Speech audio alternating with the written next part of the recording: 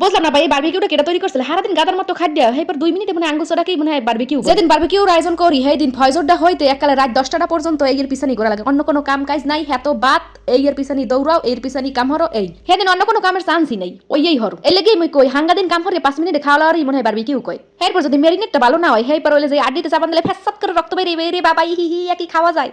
হ্যাঁ লাগে কতক্ষণখানে দিয়ে থোয়া লাগে রেস্টে না দিলে তোর ফ্যাসাত করে বাইরে বেন, হ্যাঁ খাইবে কেমনে? এরপর এইসব কথা বাদ, এইসব কথার পর এরপর হইলে দুঃখের বিষয় চোহের পানি নাহের পানি কানের পানি সব একসাথে আয়। খালি কি চোহের পানি নাহের পানি?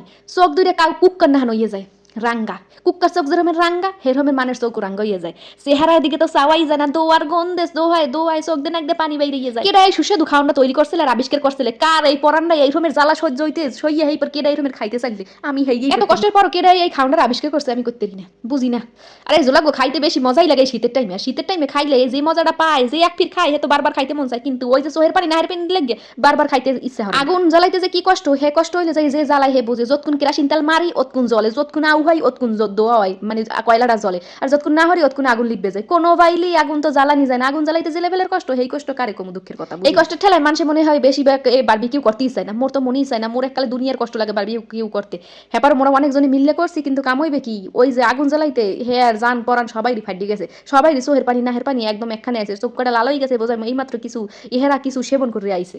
আর মগো বারবিকিউর দেখছেন পদ্ধতিটা দেখছেন? আপনারা চাইলেও খাইতে পারবেন। ফ্যান যার ঘরে আছে খুললে নেবেন, দরকার হইলে। মোর ঘরে পুরান ফ্যান আনলে মোরা হেড দিয়ে মারি দিই, চারিপাশে কখন ইট দিয়ে নিচে কয়লা দিয়ে সুন্দর মতন একখান ফ্যানের জড়ি জাফির নেন, ওইগুলো দিয়ে দিলি তো এই যে শেষ ঝামেলা শেষ। আর দেখছেন বেরাস বানাইছি কি দিয়ে? কেলা গাছ কাট দিয়া, মানে কেলা গাছের যে পাতা আছে না ডান্ডা, সেই ডান্ডা কাট দিয়ে বেরোলে যে বেরাস বুদ্ধি। মোগো মাথায় যে কত বুদ্ধি, হইলে মোরা জানি মোগো মাথায় যে কোন লেভেলের বুদ্ধি। এইসব বুদ্ধি পাইতে হলে মোর ভিডিওগুলো দেখতে হবে। মোর ভিডিওগুলো দেখে লাইক কমেন্ট শেয়ার করে ভালো লাগে এখন ফলো মারে থুই দেবেন যে বারবার এইসব ভিডিও দেখবেন। দেখছেন বারবিকিউ পুরিয়া কালা হয়ে গেছে, কিন্তু এ খাইতে যে কত কষ্ট। এরপর মোর মায়েরা ইয়ে কয় কি মা মোকে কয়টা রুটি বানাই থুইও, বারবিকিউ খামু নান পাই নাই তাহলে রুটি বানাই থুই। ওরে বাবা হে দেখি কি আইয়ে সুন্দর মতো ঘুম 10টার টাইমে আইয়ে, এরপর কার মনে চায় যে রুটি বেলে বানাইতে। এরপর কি হচ্ছে বিনা কারণে, মানে রুটি বেলা ছাড়াই রুটি হয়ে যাবে। বুদ্ধি কি মোগো মাথায় কমাছে কোন দেখি? এককালে পানি দিয়ে একটু কতগুলো আটা দিয়ে আর হইলে যে একটু হলুদ দিয়ে মাইকে সুন্দর করে দিয়ে দিয়েছি, ব্যাস রুটি হয়ে গেছে। কিন্তু ব্যস্ত থাকে যে সময় এই সময় কিন্তু করা যায়, এই রুটিগুলো বানান যায়। কারণ ব্যস্ত থাকে এই সময় রুটি বেলা বালিছে এরকম গোল গোল করে এককালে পানি দিয়ে মিক্স করে বানাইলে মজা লাগে খুব সুন্দর। আর একদিকে এই রুটিগুলো অনেক মজাও আছে। মুই এই গ্রিল খাইছি, মোর দ্বারা অনেক মজাই লাগছে। আমরা ট্রাই করে দেখেন। আর একটা কথা কি জানেন? গ্রিল বানাইতে যে সময় খাইতে ভাই 5টা মিনিট টাইম লাগে না, ফুস করে এর এখন লই গেছে ও এখন লই গেছে, কেরকম লই গেছে 5 মিনিটের মধ্যে খাওয়া লাওয়া সারা বান্ডবাড়ি এককালে খালি।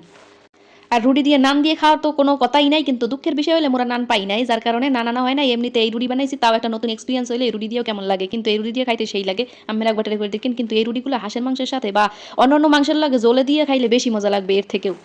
আর না হলে ঝামেলা ছাড়া রুটি। এই রুটি হইলে যে শীতে পিঠের গোলা গুলেন না যেরকমের, ওই রকমের গোলা গুললে সুন্দর মতো দেবেন। এককালে ওই যে তেল দেবেন অল্প 2-1 ফোঁটা তেল দেবেন যেন পুড়িয়ে না যায়। রেডি হয়ে গেছে আমাদের বারবিকিউ। এখন হইলে যে টেস্ট করার পালা, কেমন লাগে। মুই এককালে সুন্দর মতো বইয়ে পড়ছি টেস্ট করতে, এতক্ষণ যে কষ্ট করছি ওরে খোদা, এই কষ্টের মাসুলে খাইয়ে উঠাইলাম। সবাই ভালো থাকবেন, আল্লাহ হাফেজ।